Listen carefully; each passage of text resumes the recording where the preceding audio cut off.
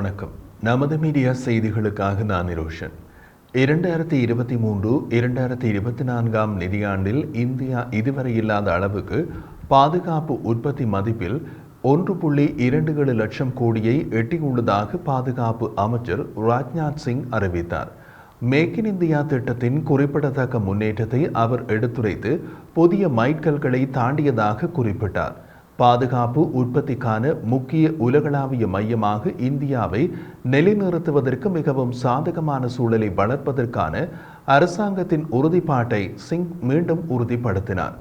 2022-2023 நிதியாண்டில் பாதுகாப்பு உற்பத்தியின் மதிப்பு 1,08,684 கோடியாக இருந்தது. 2019-2020 இருந்து பாதுகாப்பு உற்பத்தியின் மதிப்பு கடந்த 5 ஆண்டுகளில் நிலையான மேல்நோக்கி பாதையில் உள்ளது.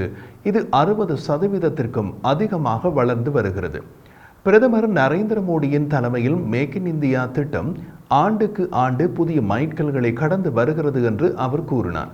2023-2024 பாதுகாப்பு உற்பத்தி மதிப்பில் இந்தியா இதுவரை இல்லாத அளவுக்கு அதிக வளர்ச்சியினை பதிவு செய்துள்ளது. உற்பத்தி மதிப்பு 2023-2024 1,26,887 கோடி. இது முன்பு நடந்த நிதியாண்டின் உற்பத்தி மதிப்பை விட 16.8% அதிகமாகும் என்பது இந்திய பாதுகாப்பு அமைச்சால் வெளியிடப்பட்ட புள்ளி விவரம்.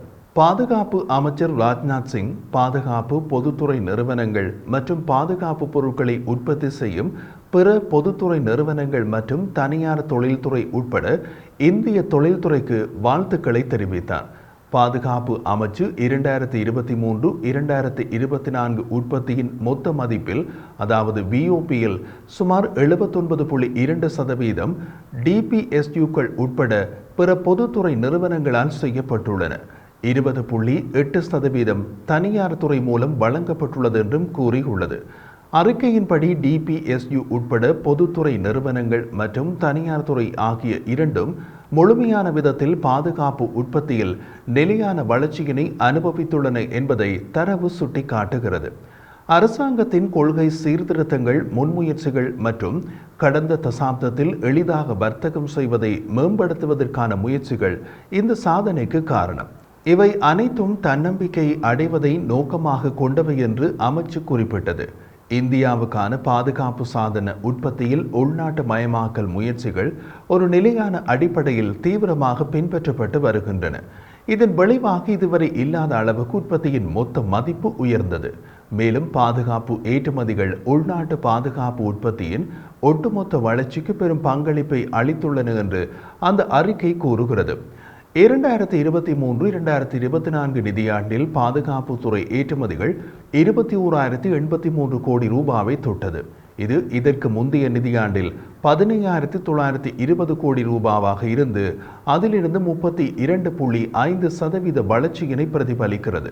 கடந்த 5 ஆண்டுகளில் அதாவது 2019-2020 முதல் பாதுகாப்பு உற்பத்தியின் மதிப்பு சீராக அதிகரித்து வருகிறது.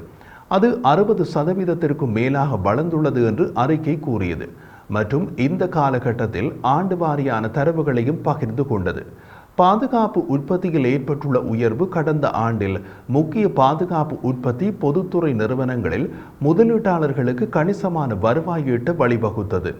அறிக்கையின்படி மிகப்பெரிய பாதுகாப்பு உற்பத்தி பொதுத்துறை நிறுவனமான ஹிந்துஸ்தான் ஏரோநாட்டிக்ஸ் லிமிடெட் HALஇன் பங்குகள் கடந்த ஆண்டில் 197% மேலாக உயர்ந்துள்ளன. கொச்சின் ஷிப்யார்ட் லிமிடெட் அதே காலகட்டத்தில் அதன் பங்கு 913% மேலாக உயர்ந்து இன்னமும் சிறப்பான லாபங்களை அனுபவித்துள்ளது. இந்த அற்புதமான செயல்திறன் கொச்சி கப்பல் கட்டும் தளத்தை முதலீட்டாளர்கள் மத்தியில் மிகவும் விரும்பப்படும் பாதுகாப்பு பங்குகளாக நிலைநிறுத்தியுள்ளது.